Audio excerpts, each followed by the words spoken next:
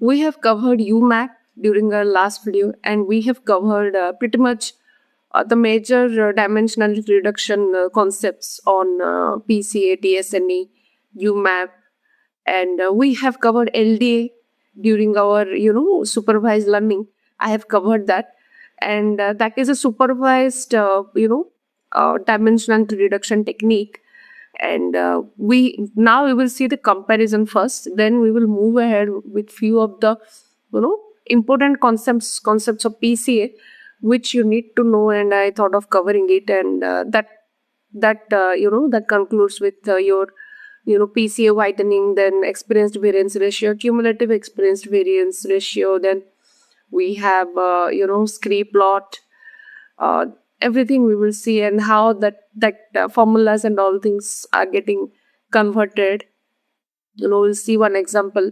Everything we'll cover during this throughout this session.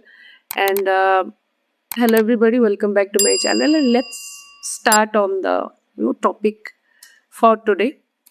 So we are understanding the core difference between PCA, LDA, TSNE, and UMAP. And in interviews you will get this question, because if they wanted to cover on the dimensionality reduction part, they may ask you this, because they want to see whether you have the overall knowledge on all those concepts or not. So first one is PCA. What is my PCA? So this is for fast linear dimensionality reduction, right? So what we throughout this study we understood that for linear data, or for linear visualization, or for linear transformation of data, we are using PCA. And for non-linear and really high dimensional data, we are using TSNE and UMAP. So fast linear dimensionality reduction, and it helps in noise reduction as well. And everything is for unlabeled data, correct? Now we will see what is my LDA. You need to recall that LDA is nothing but a supervised dimensionality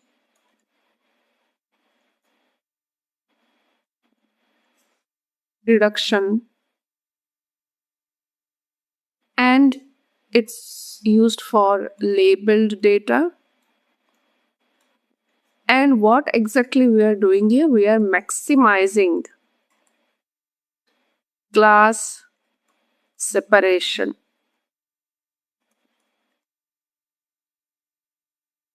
So TSNE now. So TSNE is for high quality.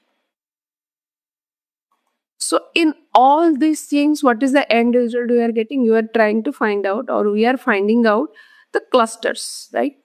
So in PCA we are getting clusters, right? You have seen that technique we have used in to visualize the clusters, right? After if you have dimensions, we are converting them to 2D, and we are checking PC1 and PC2, and we are understanding the clusters there, how it is forming. So even for TSNE and UMAP we are doing the same. So high quality non-linear visualization.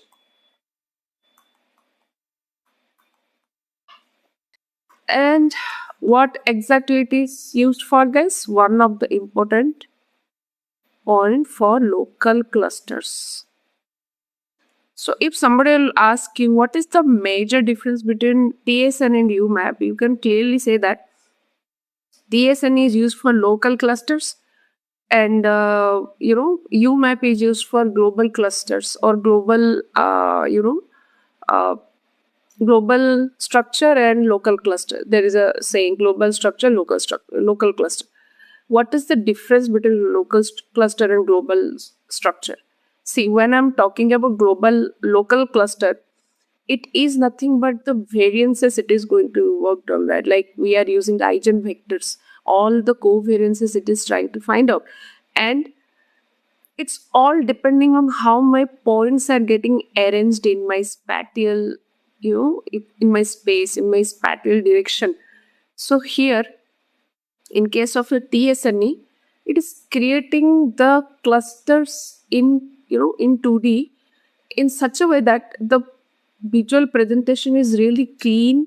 The boundaries are really visible of those clusters, and uh, like what I'm saying, that the nearest, simple, right? The data points which are near, they are going to make form great cluster. That means their variance is low. The data points which are far, it is not going to make good cluster because of the variance. So here, the target which you are doing in case of your unsupervised learning is on the variance concept. So that is the local cluster. What is my global structure?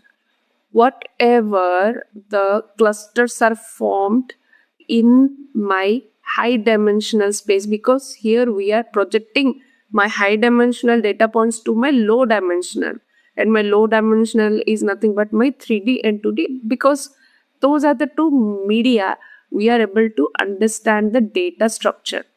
So here it is helping to project, and during projection we are trying to see how my local clusters are forming, and my global structure is nothing but how my different clusters are presented in my high dimensional space, which we cannot see. So that is the clear boundaries for my global structures. These are the two things, and with UMAP we are able to achieve that really well. So UMAP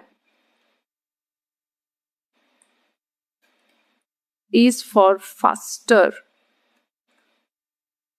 than TSNE, and it helps in my local and global structure of very large.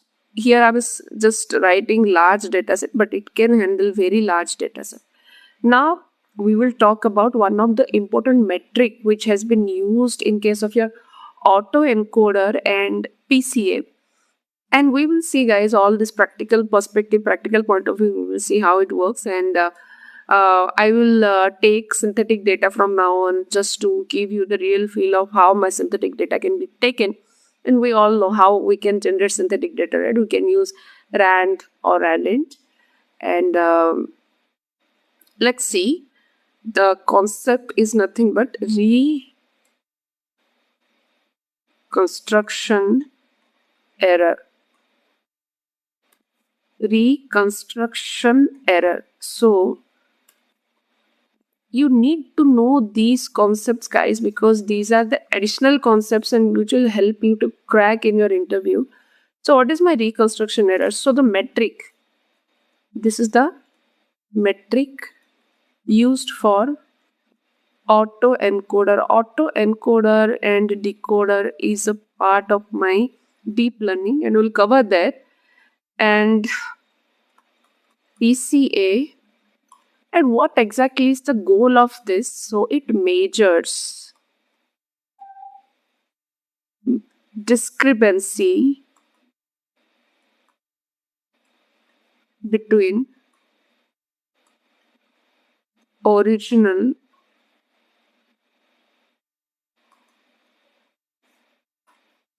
input and its reconstructed output. So what I'm trying to say, that we have loss function. We have loss function and it is getting measured by loss function. So what my loss function is doing, we have my actual data and we have my predicted data. So my actual data and my predicted data have some discrepancies, right? So my actual data is nothing but your original input, and my predicted data is your reconstructed output there, right? And we have the error, and that error we are determining with the help of mean square error, and here we are using that mean squared error because as this is a metric, right, we need to find out the error uh, between our predicted output and my original data, and we need to lower our error so that we can work on getting our predicted value more towards accurate to the actual, right? So what exactly we are doing here? So my reconstruction error, my bad, came find when underlying data structure changes, or which we are talking as a data drift. I have covered this data drift concept in my short video, guys. Just go through that. So again, the goal, we understood that okay, we have to lower down our loss function, and here, so basically in case of PCA, whenever the data structure changes, whenever my variance reduces or my variance, we are working on my eigenvector, eigenvalues, so there my points definitely are going to be changing the positions, and the structure, the cluster structure, it is getting formed. So all those things can be measured with the help of my reconstruction error. Now we will talk about, and we have a formula, right? We know it. My mean square error is nothing but 1 divided by n. We'll do 1 to n. I have xi minus x bar square. So we know this, right? Mean of all my data points, and we need to take each data point and we need to get the difference, and that is a square, and that's a summation. So that is nothing but a mean square error. Then we will move ahead with the concept on its explained variance in PCA. So explained variance. So we all know, right? I mean, how my PCA is working. So we know that my PCA is getting, how we are getting my principal components. My principal components are formed as a result of my, calculating covariance. Then after that, we are converting them into your eigenvectors, right? Then we are getting our components. So whatever the two eigenvectors I'm going to get, that's nothing but the final components. So here, the same thing we are achieving, or what exactly this step is doing here. So it's just the analysis which measures how much information each principal component retained, or PC, from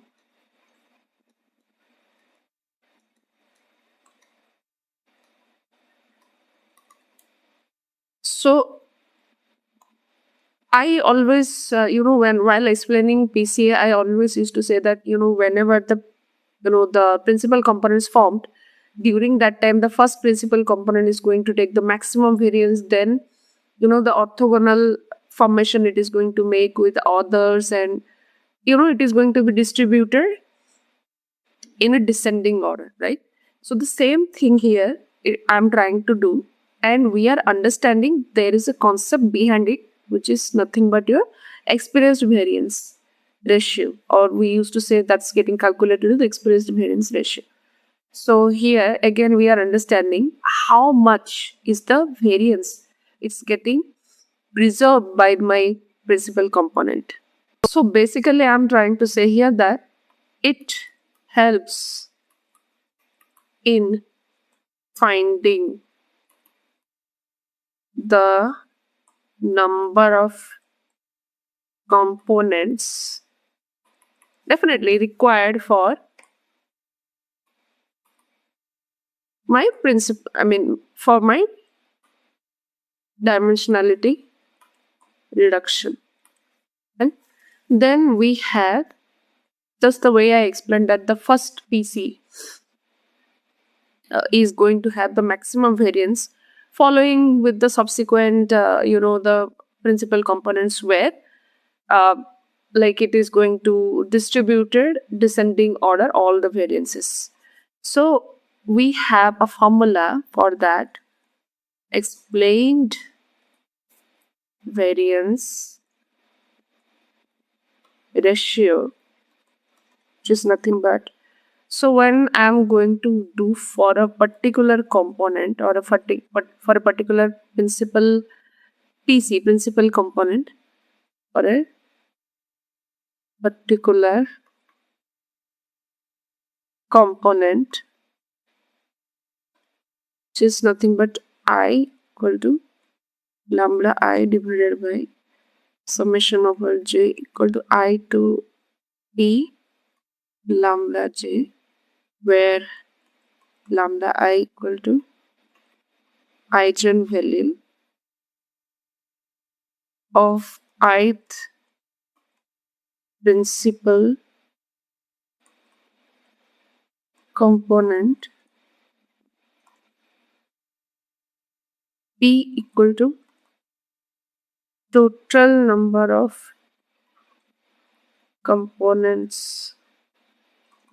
So definitely lambda j is going to be the sum of, this is sum of all eigenvalues, right? So this is nothing but a explained variance ratio. Now we will understand cumulative experienced variance.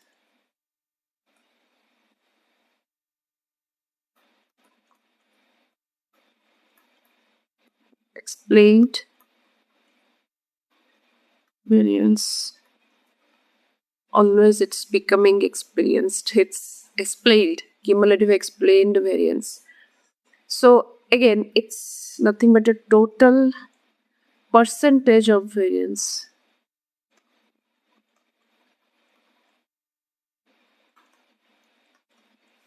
Explained by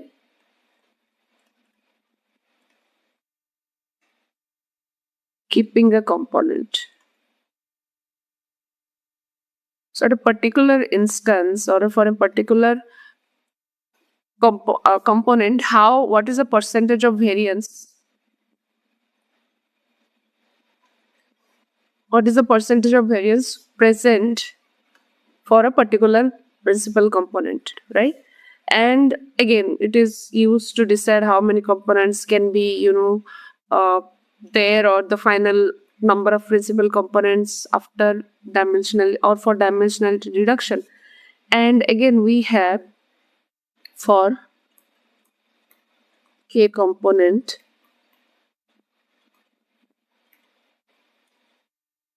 equal to lambda 1 plus lambda 2 plus lambda k, whatever, lambda 1 plus lambda 2 lambda p. So here lambda 1, or in short I can write this as summation over I will, let me take it to the next. So the same thing I can write it summation over I equal to 1 to k lambda I divided by summation over j equal to 1 to p lambda j. Simple. Lambda I equal to eigen value of ith principal component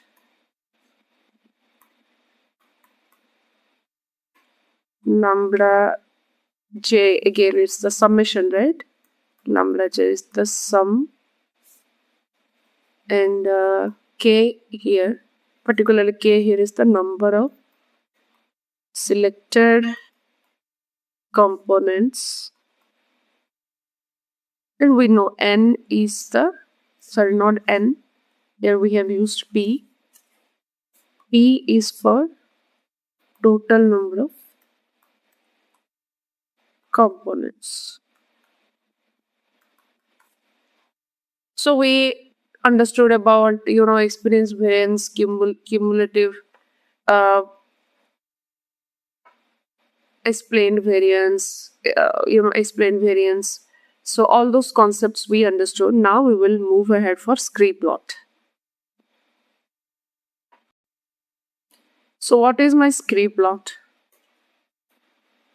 This is a live plot used to visualize eigenvalues. Why eigenvalues is very important, guys? That thing must be coming into your mind, because those eigenvalues are going to decide your eigenvectors, right? That's why these things are really important. And as we are getting two dimensions, right?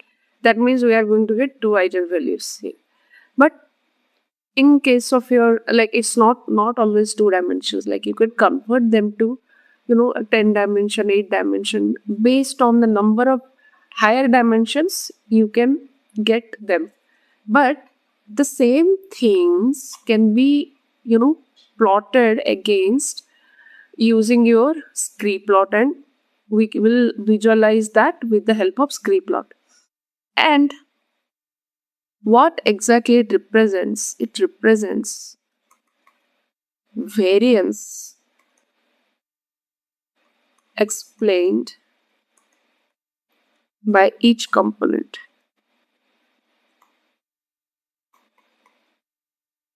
right? And it helps determine optimal number of factors to be retained. So we have elbow, or we will need to identify elbow. So suppose this is your plotting, and I am getting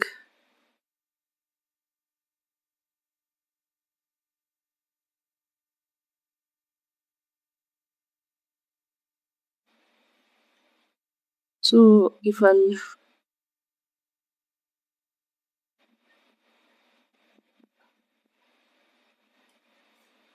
but if this is my, if I'm getting the output, and here all these are my, this is 0, this is 0.5, this is 1, this is 1.5, this is 2, it's 2.5, this is 3, so on.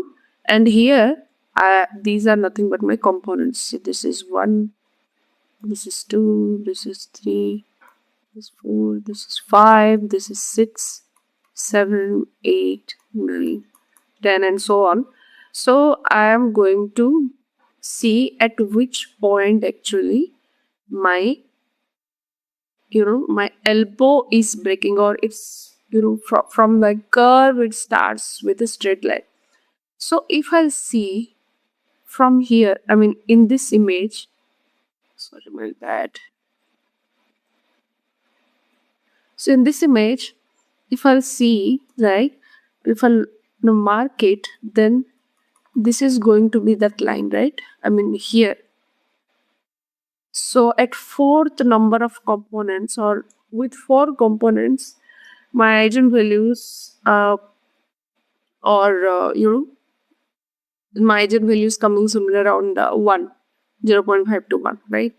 And the number of components with which with that I'm achieving is 4, right? So this is my components. This is my eigenvalue.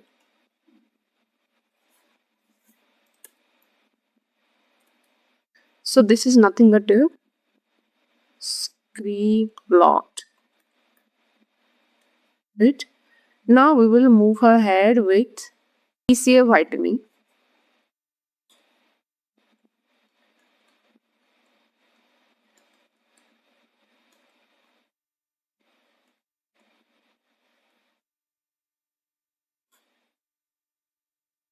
So PCA whitening again is a pre-processing method or pre-processing technique.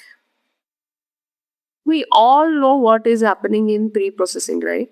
We are scaling our data, we are removing the null values from our data, we are cleaning our data, we are you know breaking our data into from categorical to numerical. So all those things are happening in my pre-processing, and again this is a pre-processing step in case of a PCA, and used in machine learning, right? In case of image processing to transform data. So the biggest challenge when we are working on AI, it's nothing but transforming data, right?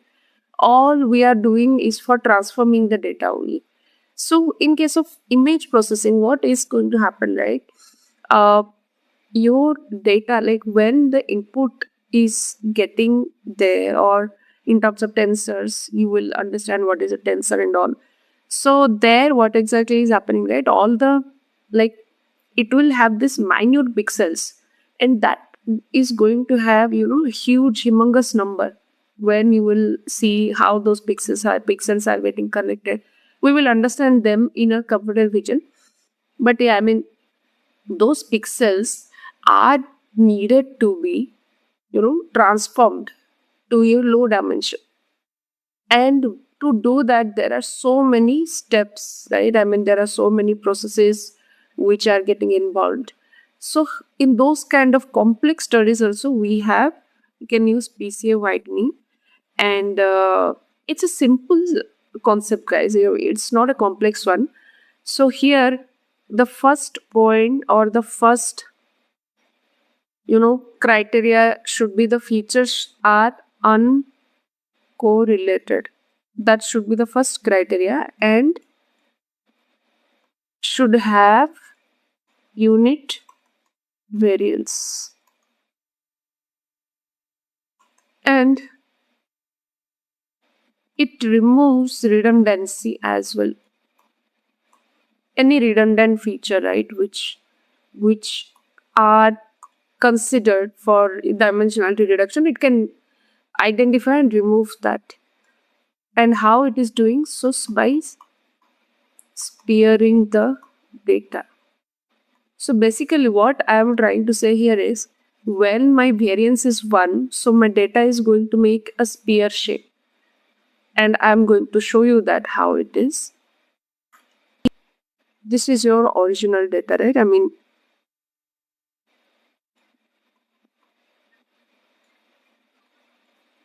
well, this is your data present here. Insert this. Okay.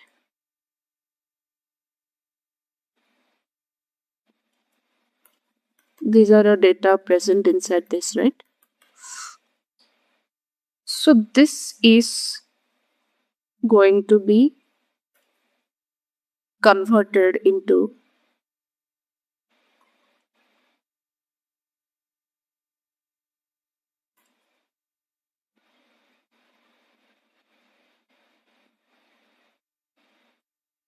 so that is nothing but your principal component, right? So here,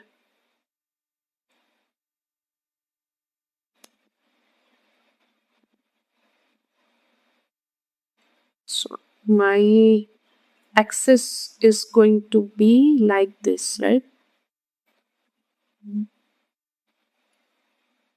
Normal data are present here.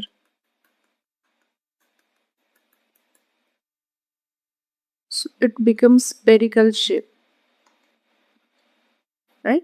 So this is nothing but your, how that data is becoming spherical in shape, and with this, all my, redundancy, then your noisy data, everything is getting handled. And so the first point what we discussed here, guys, is my decorrelation, right? How we are achieving. So PCA rotates data into PCs or principal components.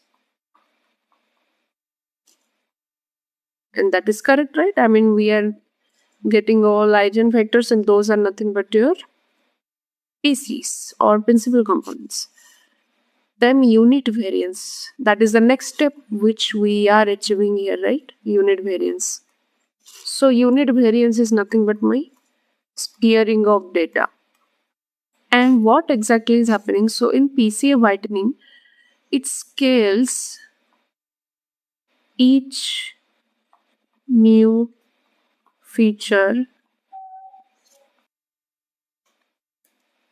and what it is doing, it is inversing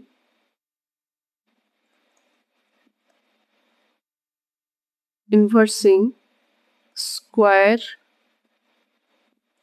root of its corresponding eigenvalue.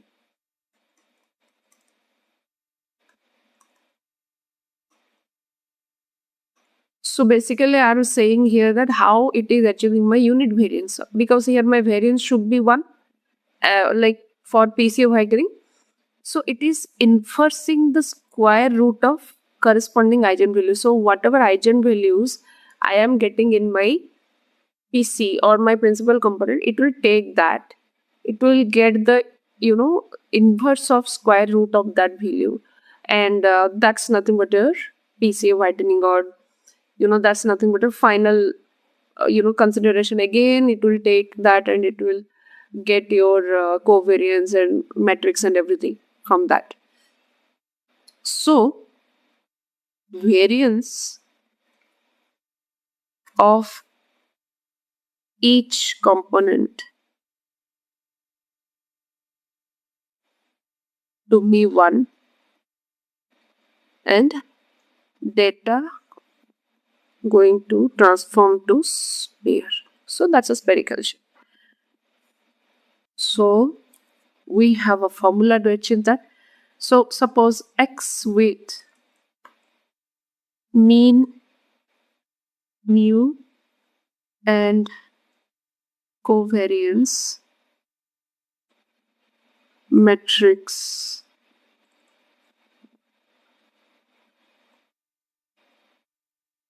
the whitening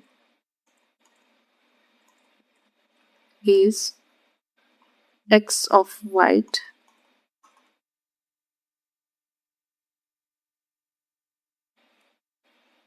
u of t x minus me. So what is u?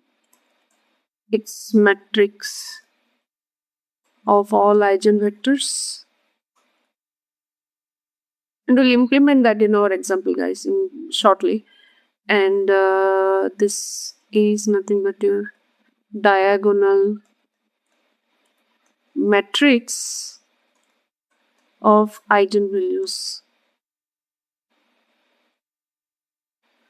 Now we will understand a mathematical calculation of it.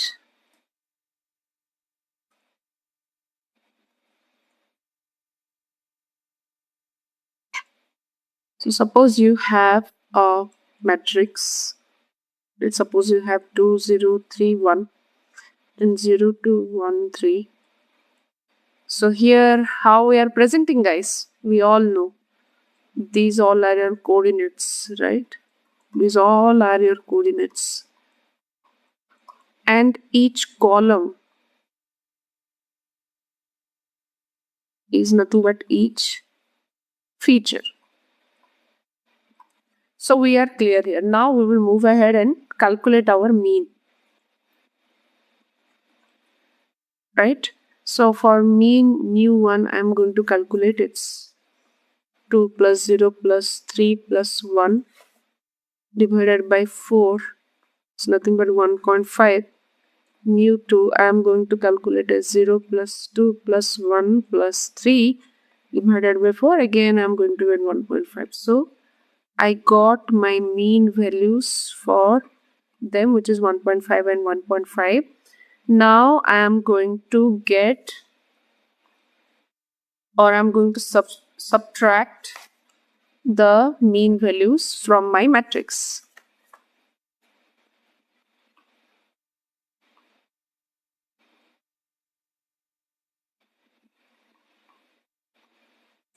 From matrix. So when I'm doing that, what is the value I'm going to get? I'm going to get X centered because I know my formula how to get covariance in, I have shown you in my PCA example, and I'm going to get something like this: 2 minus 0.5, 0 minus, sorry, it's not 0.5, actually it's 1.5, I believe. Yeah, it's 1.5, 2 minus 1.5, 0 minus 1.5, 3 minus 1.5, then 1 minus 1.5, and here 0 minus 1.5, 2 minus 1.5, then 1 minus 1.5, 3 minus 1.5, then I'm going to get the final one is 0.5 minus 1.5, 1.5, then 0.5, and here minus 1.5, 0.5, minus 0.5, then 1.5. So this is my X centered. Then now we will calculate my covariance matrix. Because to calculate my eigenvectors, we need covariance matrix, and we know that, right? So what is the formula, guys, for that? XT centered into X centered, right? So once we'll calculate all these values, like I'm going to put, I did the calculations, I'm going to put it. So here my n equal to 4, because that's nothing but your number of, data points, and n minus, sorry, my bad, it's n minus 1 is going to be 3, and so this value x, this particular value I'm getting as 5 minus 3 and 5.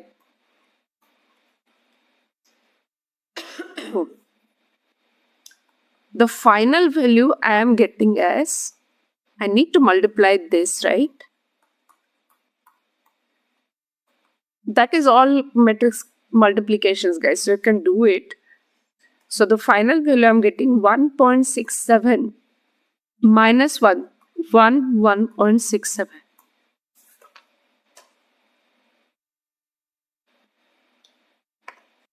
What is the next step, guys? We know that we need to get our eigenvalues and eigenvectors.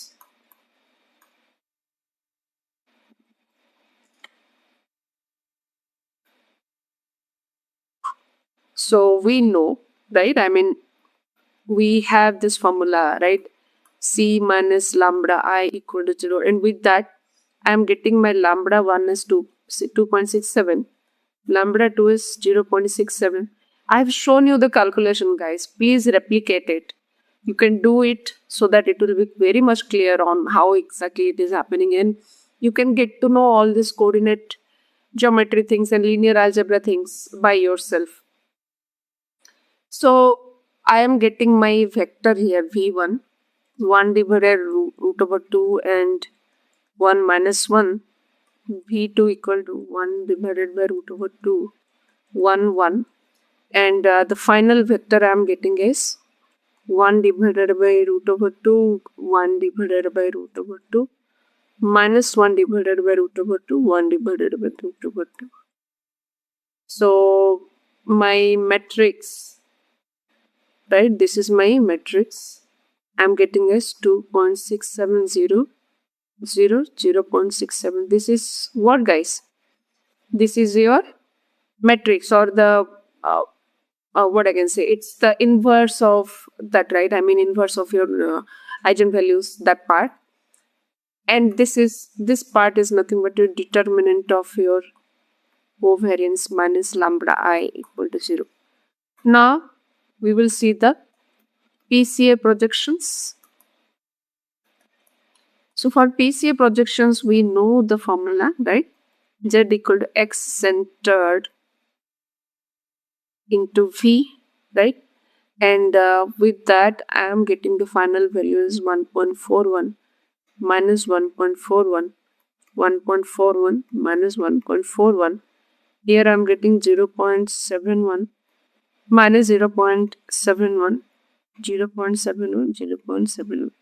So this is the matrix I got. So my first PCA has variance of 2.67. Second is having 0.67. But that means these two are far away, right? That means they are definitely not correlated or decorrelated data. But the variance does not look identity, right? I mean, it's not identity variance or unit variance, I can say. So for that, we can apply my widening. So my widening formula, what I told you guys, Z inverse of your covariance or inverse of your eigenvalues, right? So what is this? It's 1 divided by root over 2.670. 1 divided by root over 0.67. We know this. We found this, right? 2.670, 0.67. So my root over 2.67 is 1.63. My root over 0.67 is 0.82. Guys, during your BTech or during your engineering, right, you must be having a mathematical calculator. Even I am using it. Or you can use from your laptop, you have a mathematical, if you have scientific calculator, that is well. But the normal calculator, again, you can convert that to scientific calculator, or you can get it online, like you can Google it out and you can get it. But the best measure is that you can use your scientific calculator available during your academics, from your academics. Now we will multiply this with, like what, after all this multiplication, Z and all, I am getting Z of white equal to 0.87 minus 0.87, 0.87 minus 0.87, minus 0.87 minus 0.87, 0.87, 0.87. So this is the one. So what I am trying to conclude here is my before whitening, I have my values as PC1 value as 2.67, PC2 value as 0.67. After, I'm getting PC1 as 1, PC2 as 1. So, which is 1001, and it's a perfectly spherical or spearing of data, right? So with this, we have completed our, and this is the process, guys.